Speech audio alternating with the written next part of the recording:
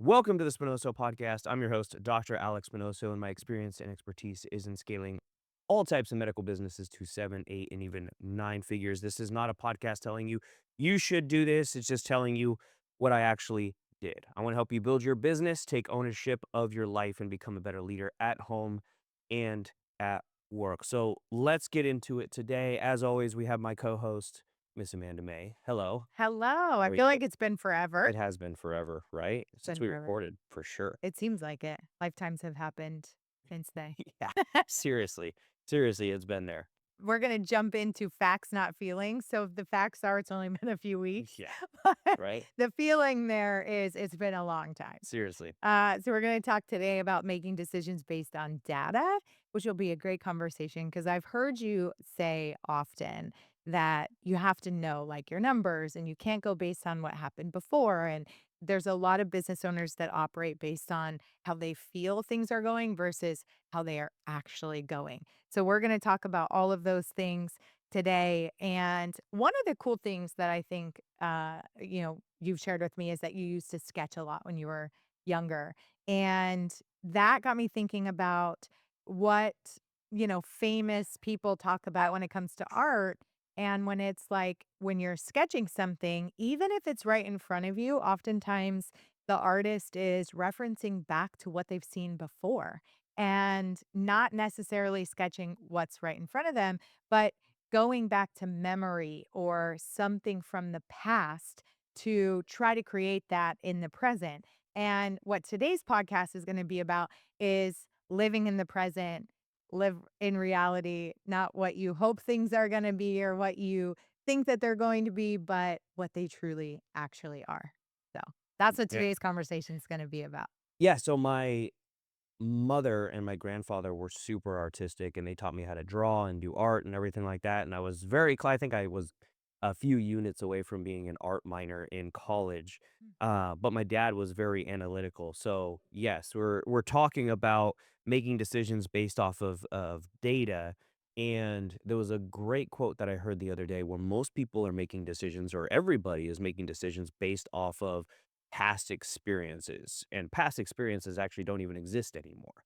So we're making decisions based off of experience that we had in the past that necessarily don't even have an aspect or have a foothold in today, but that's how we make decisions. And that's how, again, that's how any type of thoughts are born. That's how they're created. That's how biases are created. So trying to push as much of that bias and notions aside in your business is very, very difficult when you're trying to grow, move forward. It's about creating forward and not being stuck on what you think something was, because the reality is what and how we remember things oftentimes isn't even how it actually happened anyway, because we have our own labels and judgments and time has passed since those things have taken place. Like our memory of something might actually be a little bit different than how it happened in the first place. And so, we're creating out of imagination versus reality. I think that's a little bit different than creating forward. Deciding what you want to create and then moving toward that is different than somebody who continues to consult the past to make present day decisions. I think it's cool that you can tie that into how you grew up with both your mom and dad because you have both sides of it, which is probably what makes you great in business from the analytical side, but then also from the artistic, innovative side as well. So, what's really cool about that is the fact that you pull from both sides. You have your dad who's analytical, it probably really helps you when it comes to business. And then the mom, side, mom and grandfather that's more creative, that's the innovation side. And you bring a lot of that into our core values at Genesis and making sure you're always on the forefront of what's new, what's happening, and staying true to making decisions based on data. So, all right, let's jump into it. When it comes to drawing from memory, give us an experience that you've had where you've made a decision based on the past or what's worked before, and how has that played out for you? The difficulty with making decisions in business and making decisions based off past is that if you're trying to innovate, a lot of times the decisions that you made in the past have little to no relevance in what you're trying to do. Relevance. Yeah, great. relevance and what you're trying to do right now. So the growth, the innovation, the pushing the needle, sometimes the decisions that you made in the past, they are taken into account. But that being said, with consistent growth and with consistent innovation, there's going to be consistent failure in the business world. And if you're trying to grow something, or even if you're trying to learn something, if you're consistently looking to the past, a lot of great entrepreneurs will focus more on their failures than their successes. It's very common for most entrepreneurs. Really high level people that I know, my friends that build multiple businesses or they're the top salesman in their company, etc., they will remember all of their losses way more than they remember all their wins. Because the losses are what gave them the opportunity to learn and what gave them the lessons that changed essentially how they're going to act from then on. So all their faults are just an everyday thing for them, and they're very hard on themselves because of that, myself included. And so what happens is if you're drawing from memory, a lot of times you're drawing from all the losses and you're thinking of, well, all the what ifs. Well, this could happen, this could happen, this could happen. And a lot of the times you have to push that aside out of your brain because that consistent idea of, "Okay, I failed at this, I failed at this, I failed at this," will end up with, analysis paralysis. So when people are drawing, actually physically drawing, they're drawing an idea of what they thought they saw, the idea of an eye or a tree or a face, rather than what's the actual shapes in front of them. So if you look at really good artists, really good people who sketch on a daily basis or on a consistent basis, and you look at their process always starts with circles, some sort of circles or squares or shapes, like basic shapes, especially when they're drawing humans. They'll start with an oval for the face, an oval for the body, two ovals for like the shoulders and the arms, a smaller oval for the waist, two ovals for the legs, and they'll start with that as just a general structure. Then what they'll start to do is break it down into the finer details piece by piece. When you think about that, it's the same in business, or it's the same in any job you're trying to do. You need to look at the overall structure of what you're trying to build, what you're trying to go for. And don't get caught in the little details of, I have to figure this out, I have to figure that out. You have to start with a generalized idea. And then as you go, as you draw the figure, if you will, or build out what you're trying to build out, you put a little bit here and you take a little bit away from here. You're erasing here and you're adding here. And after a while, the thing starts to take shape. Whether that's a sculpture or whether that's a drawing, it starts to take shape. Even Disney characters, all Disney characters are based off of generalized circles and triangles, really. Mm. Any Disney character you could draw, whether it's Mickey Mouse or Stitch, they all have like the same shape to themselves. And so they start with those shapes and then they're added onto those shapes. And it's the same with an idea. You got to start with the shape, start with the generalized structure, then get into the details. And as things improve, you're going to have to erase here, you're going to have to add here. But the data of what you're trying to do is a mirror. It shows you the direction you're supposed to be in. And same with the circles. The circles show you the general direction that you're supposed to be drawing in. And as you draw, it becomes more and more and more clear until the point where you have that sculpture, you have that finished product, you have that drawing that you're trying to draw. That's really great. It's a way to have a starting point, but what you create from there, there is, as you call it, you erase it, right? In business, you're pivoting, you're making a different decision because the data is showing you, hey, this isn't the best way to move. And so you're not necessarily drawing the same character over and over, but that's how Disney or an artist creates a new character because they continue to work on it until they have this new thing sitting in front of them. Right. And every character is new at some point. So that's a great way to think about that. When you made the conscious effort to start changing how you saw things from a fact versus feeling, decisions based on data. What was that point in your career that you decided like, okay, I have to do this different. I have to really look at what's in front of me and I need to I need to look at it even if it's ugly. Like, you gotta know the numbers even if they're ugly. Yeah. Like, when did you was there a moment? Have you always been that way? No, Or no, definitely wasn't always that way, and I don't think most entrepreneurs are that way unless they've listened to somebody else and is like, "Okay, I gotta really focus on running this by the numbers." And we started doing it and I started doing it in my businesses when in Genesis, we started to run essentially profit and loss sheets for every single service that we had, and we found out that one of our services that was the biggest service, which is laser hair removal, was actually negative. It was not profitable whatsoever. It had negative EBITDA. It was costing us money to have these laser hair machines in the clinic. And that's what you should do if you're a business owner with every service that you do. Like, what's making you the most money? What's making you the middle amount of money? What's making you no money? And then what service are you doing that might actually be costing you money? And you eliminate those ones that are costing you money or maybe don't have any margins, and you go heavier into the ones that have medium to high margin services. And that's in any company, you should be doing that. So when we did that and realized that we had certain services that were costing us money because, quite honestly, we just weren't good at it. We weren't good at selling it. We weren't good at marketing it. We weren't good at following up. So we got rid of it. That's what triggered me to, from then on, everything that we do and every vendor that we deal with, every company that we work with, it needed to go down to the numbers. I needed to have proof.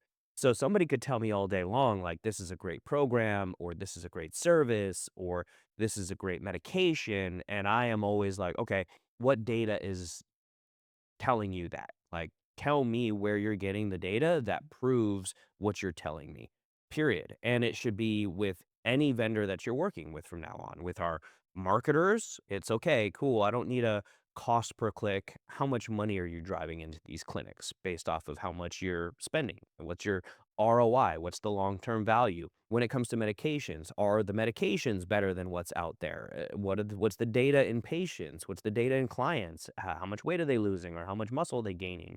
So looking at that data, when it comes to any other type of service, I'm always asking, okay, well, what is the data that's proving that? Give me the data. It's not just like, oh, we feel we're doing this right. Well, I don't care about your feelings. I don't.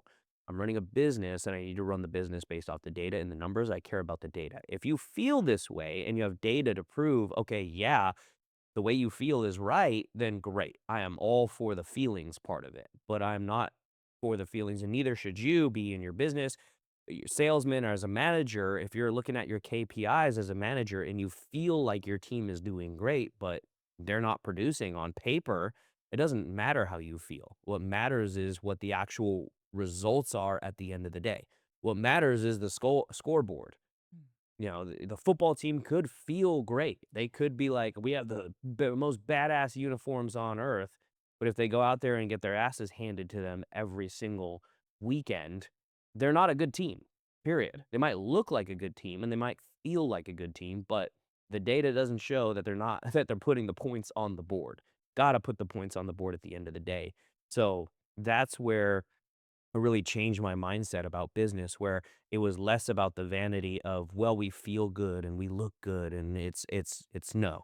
How's the data? The data is what drives us. The data is what drives our futures. And now we're getting even deeper into that with Genesis 2.0, where it's just like everything is going to be run based off data. And our VP of operations has done a great job of starting to put those things into place and really hold people accountable. That's part of accountability. You can't hold people accountable if you don't have data as well. Like, holding your people accountable based off of your feelings is not the best way to do it. It just does not work well. well, then it feels like a personal attack Yeah, versus always. like something outside of them, Mhm. that is more of a, "Hey, here's what the sheet says." Right. This isn't about you, this is about the sheet. Now there might be things that you need to do differently, but it becomes almost like a disassociation from that person feeling like it's an attack on them. Absolutely. How do you balance that with when you need to make a new decision to gather data? So, like, do you go on intuition and say, this is what feels right? Yeah. We're going to see what happens. And then we're going to revisit and go back to the data to see if this was a good decision, something we should continue, Yeah. or maybe not do this again. Well, for the most part, 90 5% of what you do in business is not innovated to the point that you are creating something new. It's super rare in business nowadays, in any business nowadays, to be creating something that no one has ever done before. So if you have a vendor, for example, like they have data, they have proof, they have referrals, if you will, and they have other clientele, or at least they should. It shouldn't be the first clientele for anybody, for the most part, unless it's a friend. I was or you're But getting it for free yeah, so you're they getting it can for free, so you're so they testing can it, but learn, you yeah. really shouldn't be the first person to buy something in a lot of situations. There are the few that are outliers. But with that being said, they should have data. They should have referrals. When you interview someone, they have data. They have referrals. They have people that you can call and say, "Hey, how did this person do in this position?" Same with vendors. Call up the other clinics. "Hey, how is this person working for you? Do you like their stuff? Is it good for your business? What have you found to be the pitfalls and the problems?" And so your decisions are still educated guesses. They're still educated and you're stacking the data. You are essentially uh, doing the scientific formula on a daily basis. You're coming up with a theory, you're looking at the data based on that theory and thinking, well, this should work. And then you're testing that theory. Mm. And as you grow in business and as you grow in just maturity of your position, you know there are some decisions that are like, if I make that decision, it's probably more risky than it is knowing that you're going to succeed. And so you make less of those really risky decisions and more of the decisions that you know, okay, I know if I do this, there is a 75% chance, and it's not down to a scientific number, I'm just saying that, but there's a 75% chance that this is going to succeed or it's going to improve us in some way. And that's what happens when you make decisions. And then on the opposite side, we're also thinking of, okay, what's the worst that could possibly happen, which we've talked about before in terms of relentless solution focused, which is, okay, if shit hits the fan with this, what is the worst that can possibly happen? Like, how much money are we going to lose? Are we going to lose clientele? Are we going to burn our reputation to the ground? And then it's a risk management thing at that point. Mm. So if it's like, okay, we're going to put this new vendor in place and we're going to work with this new vendor, and it is a 6-month contract, and the contract is going to cost us $500 a month after 6 months, that's gonna cost us X number of dollars. Is that worth a risk? Most of the time at that volume, at that size, yeah, it could be. So it's a mathematical problem as well, and you're taking all that data, and this is stuff that you're grabbing over the course of really days to weeks. You're not making those decisions over months to years, because months to years, you're just slowly making these decisions, and at the end of the day, you're behind everybody else because everyone else is making those decisions much faster. Yeah. So that's what you're trying to do, is focus on making those decisions fast. And then that leads into after making those decisions, the observation part is a skill. And Yeah, a lot of people make a decision, then they keep running with it. And it's like, well, you got to slow down long enough and you got to look and see just because it worked in the past and there's been data on it, does it work in your specific scenario? Because it isn't always the same across the board. You can make educated decisions based on previous data, but at the same time, you still have to review and have that observation kind of disassociate yourself from if this didn't work out, it's not a hit to my ego. right. Let's take a look at the real information and see, was that a good decision? So you know very quickly if you should or should not do that again. You're not paying the dumb tax Yeah, over and over and exactly. over. Yeah, so that observation part, really is a skill where you slow down.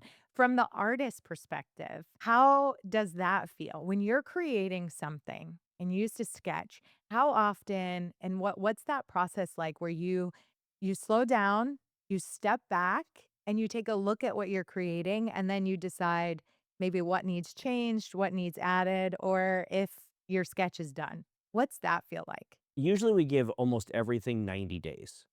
90 days to review everything, 90 days to see if something works. There's going to be the off chance that within 6 weeks, this is not working and it's a huge dumpster fire. But we usually give anything 90 days to work. And I think 90 days is plenty of time to see if something is going to work, and it's plenty of time to see if something is not going to work on that.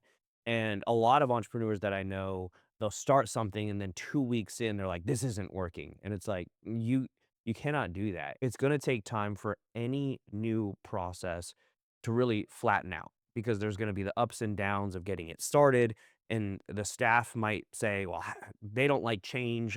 This doesn't work this way because they've always been used to doing it another way," or the team might not like the new system that's coming up, etc. Like there is so many different things where like it's a problem if people don't allow these things to roll forward, if people don't allow these things to improve. Mm. So that being said, if you're there 90 days, you should be then reviewing everything you put into place.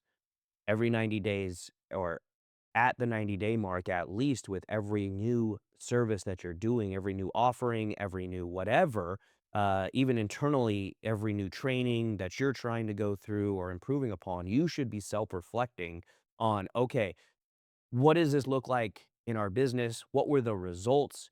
Did it succeed or not succeed? Do we see it ramping up and it's going to improve, or do we see it falling off and we don't think we can save it at this point? And then again, you're making a decision of whether to cut it or continue, or a lot of times it's just a pivot here and there. It's just like adding, okay, well, we should actually do this instead of this or this instead of this. Like that's where we've seen. Did you ever play Tetris? Yeah, absolutely. Love Yeah, Tetris. It loved kinda it. feels like that. I still remember that was like one of our, God, one of my core memories is coming down or walking into the living room and my dad was playing Tetris on, like, the first Nintendo for sure, yeah. I love Tetris, but it's kinda what makes me think Exactly about what it literally is. you gotta pivot and move the pieces and see if it Yep. fits, and then see if your blocks disappear, Yeah, and then do it again yeah. next time. Tetris is exactly like life and in business. It goes every time you level up, it goes faster and it gets harder and it gets quicker. And the better that you can essentially put pieces where they need to be and clear the board, the faster you're going to scale and the more you're going to level up. It is But then the exactly more like intense it life. gets. Yes, 'Cause like 100%. you said, the higher levels you go, the faster it gets. You gotta make those Exactly. decisions quick. Yep, 100%. Don't put it in the wrong place or your whole 100%. board is screwed. Exactly. Exactly. In Tetris, you have to be super reactive. You have to Mm, observe the whole game, the whole panel, but you also have to react quick, especially as you get up into those higher levels. How do you manage a team or encourage a team to be more observant and not just reactive? Especially, let's say they're mid-tier where they haven't gotten into those like senior executive roles. They're just moving into leadership. They're just starting to manage people. How do you teach them how to be observant and not reactive? mm. I think that is a very difficult question, and that comes with one experience and time in the field. But a lot of times you're going to, in business, have to be reactive because you don't know what's going to happen until it happens. And it's like trying to predict all the things that are going to go wrong in business. You just can't. You have no idea. Things are going to come out of left field. Things are going to surprise you. Still to this day, I thought I've seen it all, and I just see some crazy stuff in business and with leaders and with teammates in general. It's like, are you serious that this is happening right now? I think you just become less reactive with the more experience and more time that you have. So the more you learn, the more you get in it and you do it, the more you understand and the less reactive you become. At the beginning, you're going to be reactive to everything because everything's new and everything's different. But as you grow, it's going to improve that process and improve that procedure as you go. So you're not as reactive anymore. Yeah. Yeah, The yeah. That's intensity it's that really that observation is what's important. yeah. That intensity, it feels like, when there's that urgency that we talk about a lot. Mhm. But so like that urgency and the intensity of like, I gotta do this, I gotta do that, and there's a lot of moving parts. And if you haven't been conditioned for that, it can feel like a lot. Yeah, it never goes away. Sean and I were talking this morning about this a little bit. Mhm. You don't realize that over time, and you've talked about this too, as a leader, you can carry a lot more because you've built the muscle of carrying more and stretching and Yeah. carrying more and stretching, but you didn't get there. You weren't lifting heavy weights from the beginning. Yep. You started out like with the lightweight, Yeah. lightweight high rep, and Yeah. then all of a sudden you're like, you can carry a lot. So yeah, that time makes a big difference because while they're learning how to carry and stretch, the ones that have been in this for a while, you go, "Oh, I got that." It doesn't feel so big. Yeah. That weight doesn't feel so heavy. Yeah, no, and the higher you go up in your company, the higher you, or the bigger your company gets, the problems just get bigger. They don't change. You have the same amount of problems, they just get bigger. And you lose more money or you have more at risk with the decisions that you make at a higher level in your life. And like you said, you get used to it. Your thermostat gets turned up and you get used to living at that hot level. But if somebody from, I mean, people look and say, well, I would like to have his life. If somebody who's never ran a business before, never done this before, and hasn't developed that got dropped into my life right now, they'd probably fucking kill themselves. Like, no joke, they'd fucking kill themselves in probably like a week because the amount of stress, the amount of things I have to do on a daily basis, the amount of like payroll coverage, people that have to make sure that we have to make sure, I have to make sure, Brent and I have to make sure get fed every single day, they'd fucking kill themselves. That's a lot. Like, no joke. They would either be depressed in an insane asylum or they'd fucking kill themselves. And it's the same if I went and tried to run a $2 billion company at this point. Like, I'd probably do the same because I haven't built up enough of the shit you have to go through, enough of the problems you have to go through, solved enough of those issues to get to that point where I can run that type of business yet. It's a very, telling thing where you're absolutely right. It takes time to build up those skills. It takes time to lift the weights to you gotta drag the knuckles, you gotta harden the bones.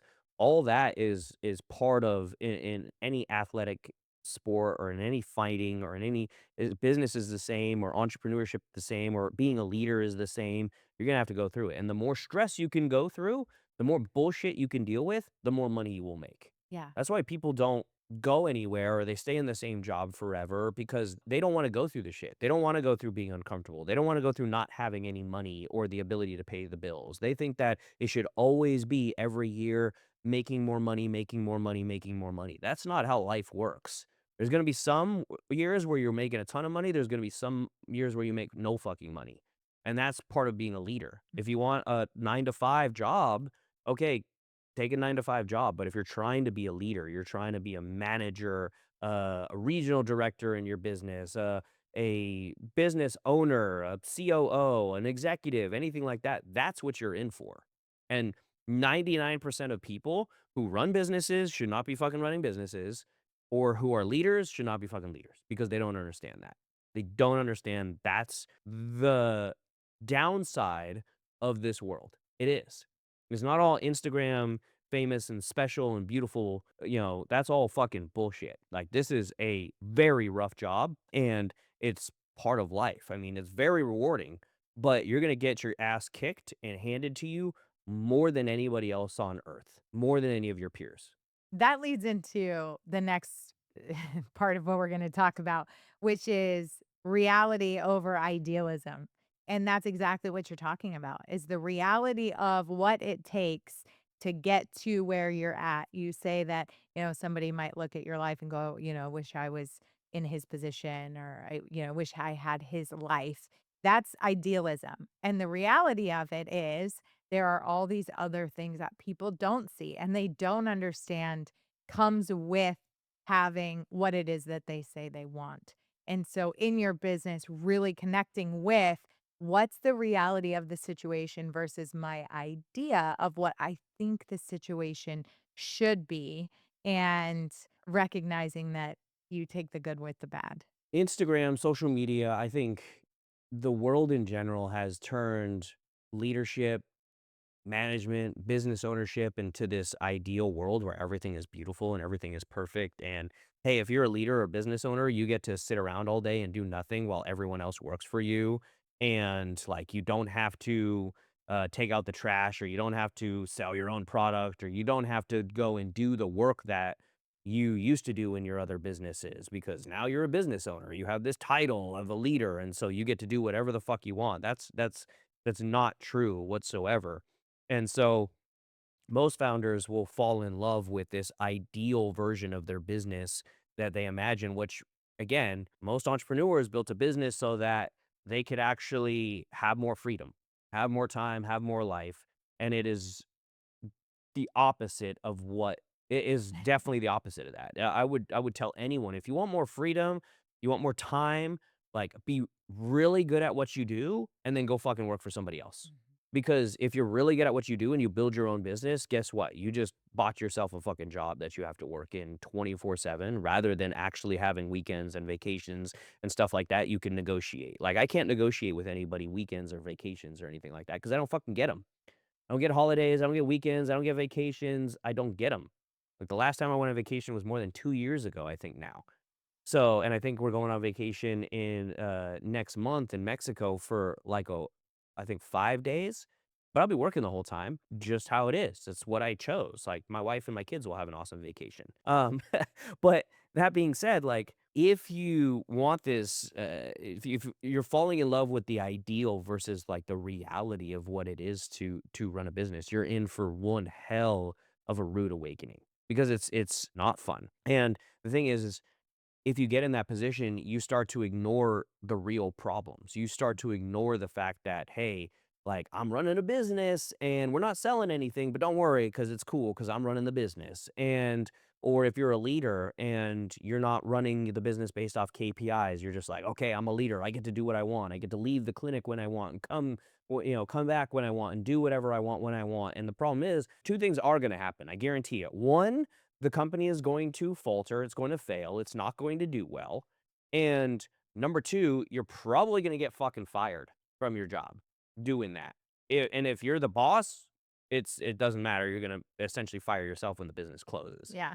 And that's the issue is that if you're ignoring the problems because you're just looking at what the ideal is, you're not siphoning your whatever it's called shit filter if you will and going through and working through all those things like you're going to be in a world of hurt like Mm. being the business owner and we've talked about this and I know Elon Musk has said it you're literally the funnel for all the shit in your business and if you're a leader in your business you're the funnel for all the shit in your location. Clinic owner, clinic director, you're a funnel for all the shit that goes wrong, you're the one that has to be able to fix it. You're the one who has to be able to improve upon it, to grow it.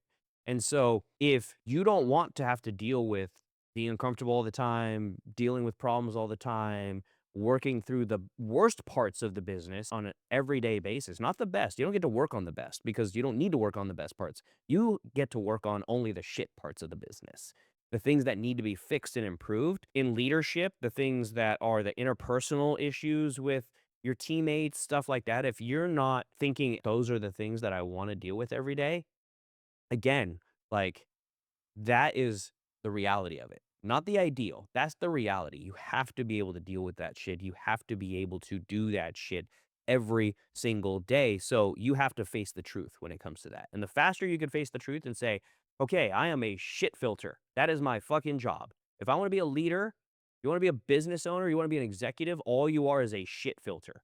And you have to go to work every day as that shit filter. And you have to fix shit every single day.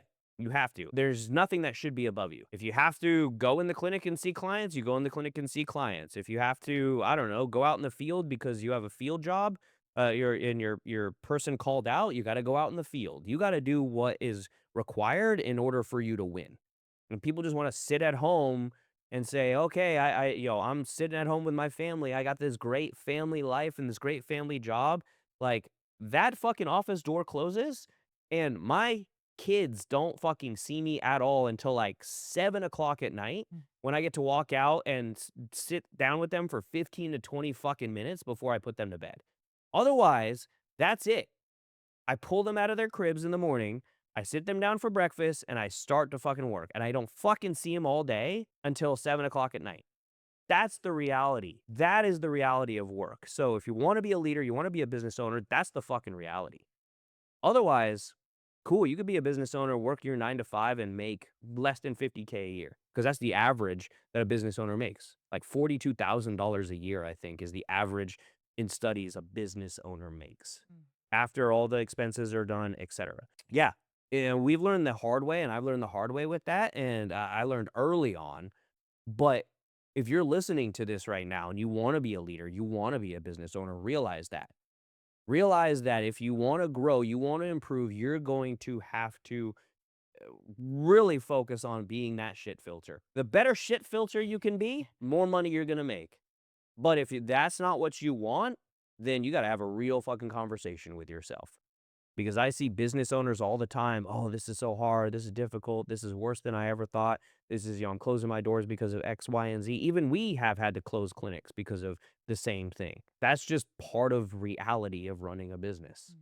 Every single great business that I have read about, every single one has been days away from closing, hours away from faltering on their loans. Like, they've all had really rough years before they had their massive explosive growth and grown. I think it's part of business. uh, Sticking with something. I think about that with even marriages, when you're in a relationship for a long time, you and Steph have been together how many years? 11? No, 14. How many years? I'm off a little bit, but how many years have you been married now? Oh, fuck.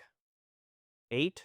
I've been married 8. 8, we've been together 11. 11. Okay, I knew I Yeah. had 11 somewhere in Yeah, there. yeah, So, yeah. you think about the relationship stuff, you gotta work through the shit Yeah. that comes up in relationships, and the people that have been committed to each other and stayed together for a long period of time, they talk about the bliss, the excitement, the connection, even, like, the sex. Everything gets better if Mhm. you stick it out. Yep.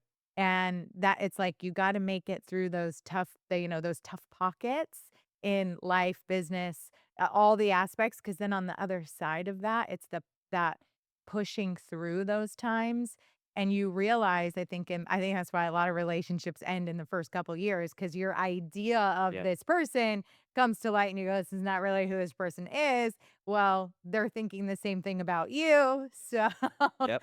you get through that ideal and you go, "Okay, I only see this for what this truly is." And then on the other side of that is something really beautiful. You coach a lot of med spas and business owners. Why do you think it's so hard for people to let go of their idea of what they think this is gonna be for them? That's a super hard question to answer because I've never had to deal with that. Like, going back to leaving home for school, college, med school, residency, I think the problem is that most people, based off data, it's something like 80 or 85% of people, some high number of people will stay within 30 miles of where they grew up, I've heard their that. entire life. And so, because people don't like change, they like to stay in the same areas. I can't imagine going back at this point and living where I grew up. Not that it was a terrible place, just I can't imagine going fucking back there. It's in communist California, so fuck that as well. But I can't imagine going back there and living there 'cause I have no connection there. I don't want to live there. I don't have anything that I would want to see or be or do there. And so early on, I left home to go to school and travel and things like that.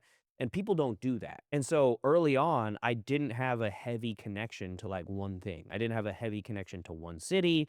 I've moved every single 4 years. I have never lived in one place more than 3 years, and I've never lived in one city more than 4 years. So, I've moved and that's since I was 18. So, that being said, I think people just grow up and they stay in the same place and they do the same thing forever, and so they get attached to these things and they never wanna leave. Some of the best entrepreneurs that I follow, they talk about that when it comes to, like, physical assets. Where let's say you have Grant Cardone who's like, "I never own a house, I only rent. And if somebody offers me money for a house and it makes sense, then I leave." And I've told Steph the same thing, like, if we have a house or I have a car or I have anything, I'm never gonna be except for maybe the 1 or 2 things like my grandpa's truck. If somebody came and offered me 20%, 50% above what I paid for it, I'm probably gonna get out. I'm gonna be like, "Yeah, you can have it. I don't care. I don't care about, quote, unquote, 'the memories that I've had there,' and stuff like that," because, again, those are just memories. That's a past life that I'm making future decisions off of.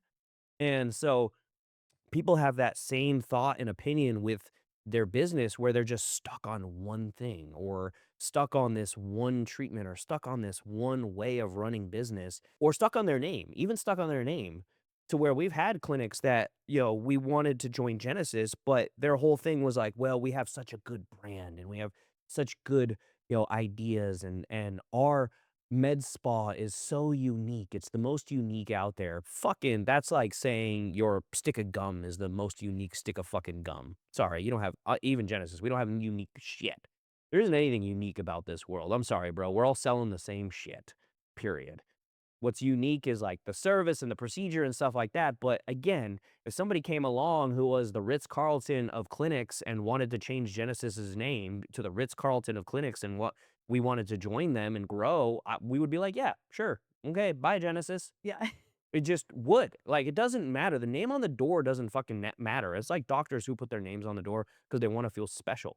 Like, the name on the door doesn't fucking matter. What matters is inside, and what matters is pushing innovation and growth and procedures. And again, it's the service industry in general or any service industry. Whether you're a garage door repairman, like, nobody fucking matters. Nobody cares what name is on your garage door salesman's door. It could be called, like, Alex's garage door.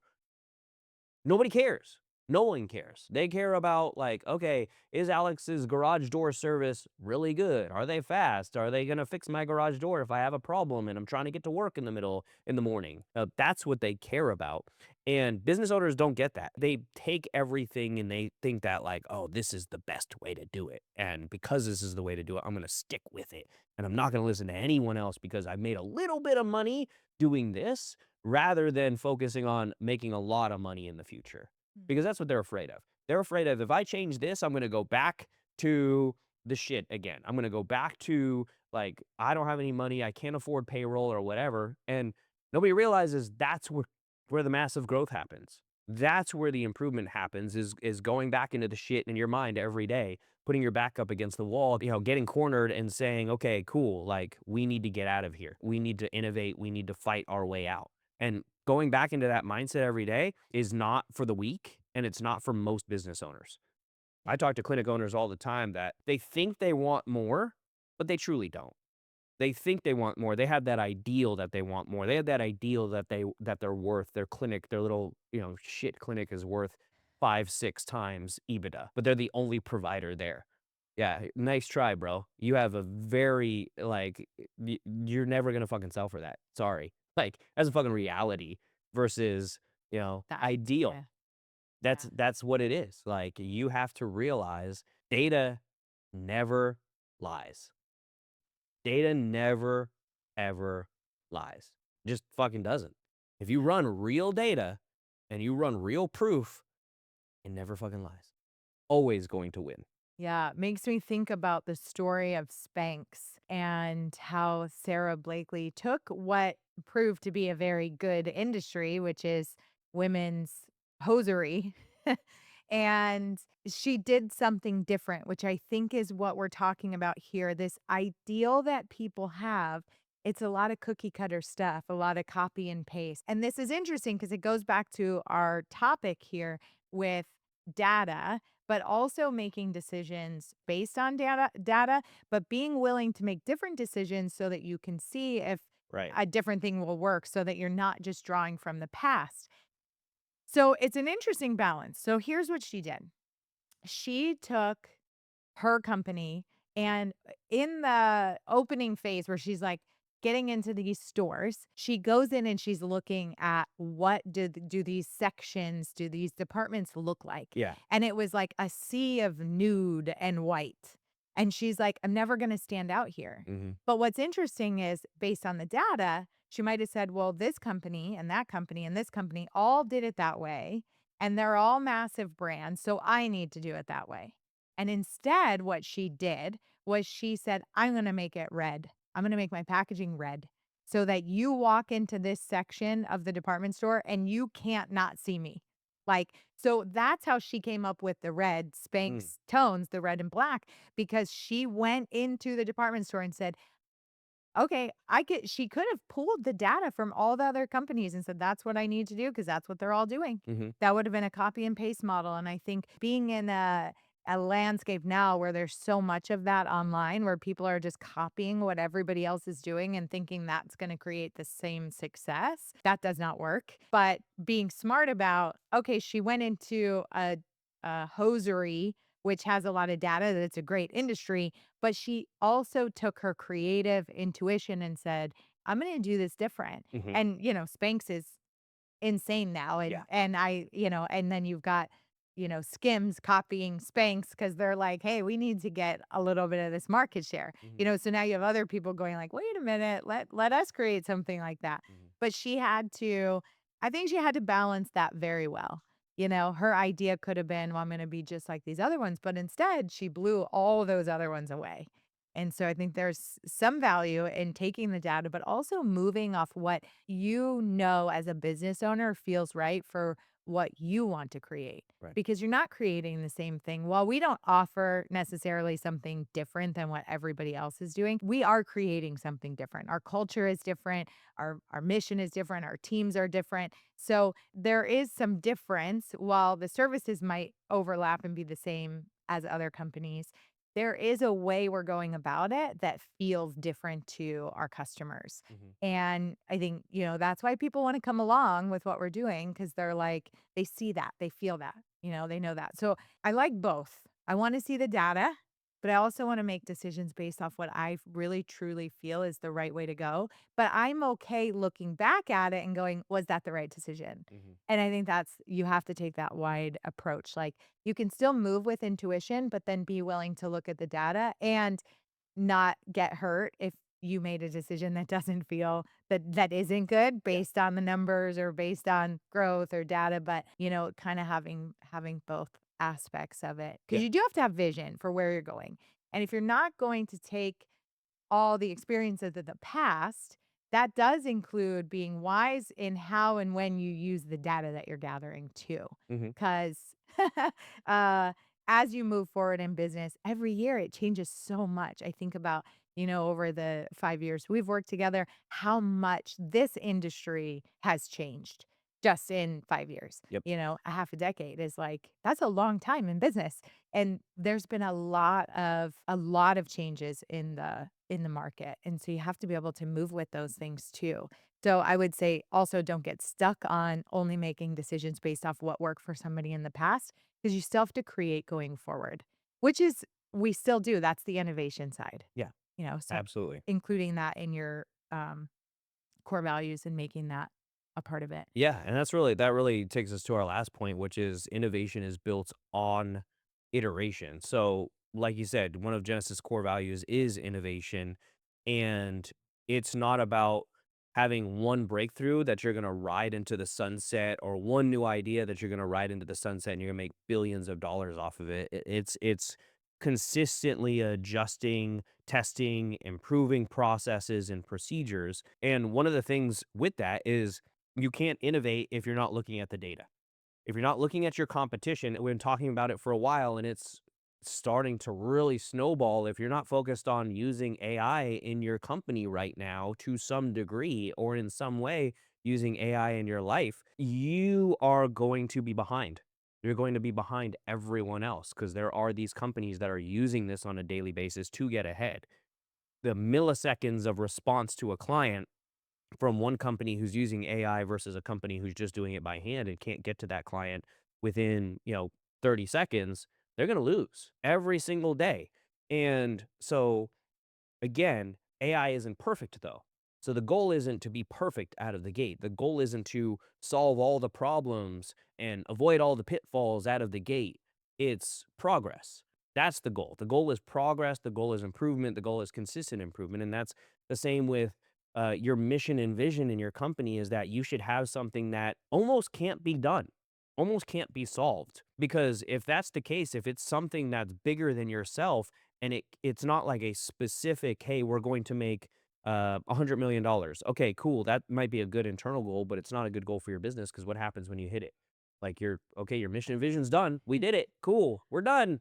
That's it. No, it's gotta be something that grows beyond that, and it's gotta be tweaked, and it's gotta be improved. Same with your processes and procedures, and if you're looking at your data the data allows you to innovate in the right ways. The data allows you to attack the parts of your business that you need to focus on in order to grow.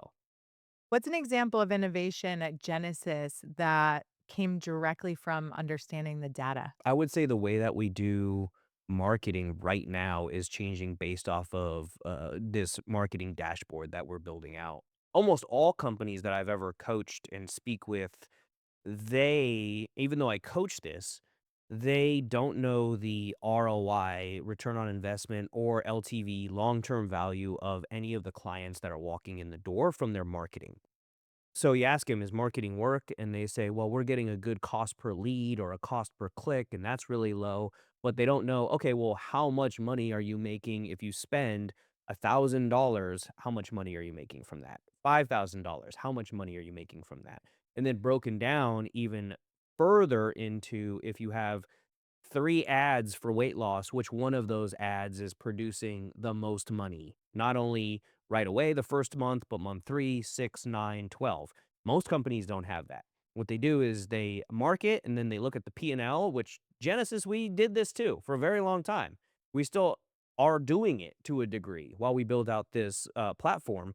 But that's one of the things that data drives and is driving right now, where it's building out a marketing dashboard so we know exactly, okay, this campaign resulted in this many clients, resulted in this much dollars at 3, 6, 9, and 12 months down the road and further beyond, so that we're able to see what's working and then make decisions based off data. If I have one campaign and it's got 500 leads and we're going to think that it's killing it, right? It's got a low cost per lead, it's killing it. And this other campaign has 5 leads, but the people who came through on the 5 leads are 100%. So all 5 people bought something and went through the system. Okay, that's 100%, on that versus this other one that had 500 leads, 3 people bought because it's just a lot of garbage leads. Okay, well, Mm. I'm going to turn off the one that's got 500 leads and I'm going to turn on the one that's got 5 leads and I'm going to actually push more money into that one because I have a higher ROI. So that is one thing that directly is coming from data that's we're utilizing to innovate our processes. It's interesting because a lot of people I went to a conference this weekend, and one of the women that I'm connected with, it runs a financial agency, and she told me so many people she sits with, especially in the med spa space, because that's where she is at, don't know their financials. They have no idea. Knowing if the leads are quality is the key there to be able to scale and grow. And I sat with another med spa owner, they were just opening, and he was talking about how they were gonna pump a bunch of money into, like, PRF, because that's what a bunch of people were asking Mhm, for, mhm, and, and some other aesthetic stuff, and I told him, I was like, "Have you run the numbers on either of those things? Do you have any idea what that looks like from, like, what you're paying for cost of goods, to the provider, to actual revenue to the clinic. mhm. Like, have you run that?" And he was just like, "No." Any day. Yeah, I was like, "That's probably a good place to start. yeah, Figure out if that's gonna work." It may work, mm, but you don't know unless exactly. you actually look at it. Yep. When you're talking to business owners and you're doing, this coaching and you're getting them to see the value of innovation, how do you teach them when is it healthy iteration versus when they're just constantly changing stuff for the sake of changing it and thinking that they're actually doing something in their business? Yeah, it's data. You're gonna have to go back to the data. If you develop something, again, 90 days later, you should be checking whether or not, did this make us more money? Are we better off for it? Is the process and procedure better? Did it make systems smoother? That's what you're looking for. So that's a healthy iteration. If you are never getting to that 90 days or you're just never reviewing what you're changing and looking if it actually made a difference, then that's Mm. just you changing shit to change shit. Like, you don't need to change stuff. People always say, if it's not broke, don't fix it, which to a degree is good. But that being said, yes, there are some innovations that can make things that aren't broken better. Like AI, Like what you AI, talked about before. like AI, exactly. But on the other side of things, if you are never looking at the results of your changes and never reviewing and internally thinking, okay, I made this change, this is what happened, then you're just changing shit to change shit. You don't actually know. So you have to run the data. And that's personal life too. If you say, okay, I'm going to lose 10 pounds and you cut out soda, and after 3 weeks, you're, what are you going to do? You're going to step on the scale and measure and see that change and say, okay, that change was smart. Mhm. If you just willy nilly cut shit out and you're not checking your progress, you're not checking your goals or whatever, you might look different in the mirror over time. But a lot of times you're just going to be discouraged because you don't actually see that there's any movement. You don't understand that there's any movement. What gets measured gets managed. And that's really when it comes back to the data here. Yeah. I know that there was a time years and years ago where I started measuring my finances. I mean, down to the penny. And Yeah. I know what's going to happen months down the road if I spend this money today. Yes. And watching my income change and grow, my credit score is like, I mean, as high as it can go. Like, just managing that over such a long period of time or measuring and managing that on a normal, consistent basis, it's like I've seen it grow, I've seen it develop, I've seen where I can make smarter decisions based on what I know is gonna happen later, and it made such a big difference in, my lifestyle and things that I can plan for or things that I know, like, "Hey, I'm not quite hitting the mark financially on where I wanna be, and so what can I do?" What does that if I add this incremental income throughout these months. What does that look like 3 months down the road? What does that look like 6 months down the road? Does it get me closer to my goals? Yep. Then I know where to put my time and attention, Yeah. and, managing it made a huge difference in Absolutely, my yeah, own life. people should run their life like they run their business, and if you don't own a business, you should run your life like it is a business. You should schedule things, you should look at your, ins and outs, meaning how much money are you, getting in and how much money are you spending every single month. Look at all the recurring billings that you have, whether it's Hulu or Netflix or any other, membership that you're a part of, and really decide whether you need to be a part of that or not. You should definitely run, and that's how you're going to grow. That's how you have those boomers, if you will, that made 50 to $60,000 a year, and they own now three homes, and they are have a retirement, or they were able to save and donate money, etc. And don't come at me with like, oh, the income is different now, and then no, all you fuckers just spend too much fucking money. You just spend too much fucking money. Period. You just do. Like, you don't need to buy. I never bought designer shoes until I had the extra money to do it. I never bought designer clothes. I bought most of my shit from fucking Goodwill, literally, because it was like $2 for a shirt and shorts. You just did. Most of you just fucking overspend, period. So, again, that's part of business and life and everything, running your life on data. If I'm making 600 dollars a week and I don't track my finances, I'm not gonna be able to afford shit. Mhm. Like, you need to track your finances if you're in any position in your business at all, not just a business owner. You need to run it like a business. Always know the numbers. Yep, 100%. Absolutely. It's interesting because entrepreneurs tend to be a bit more creative, I think. That's why we get into it. Usually, we've been in the box of somebody telling us what to do or how to do it, and we go, "Okay, I don't wanna do this anymore. I'm gonna create something for myself," which comes from that free spirit, like, "Don't put me in a box" kind of mentality. That's typically where it comes from. So it's very similar from, like, the artist perspective and entrepreneurs, just not a whole lot of difference there.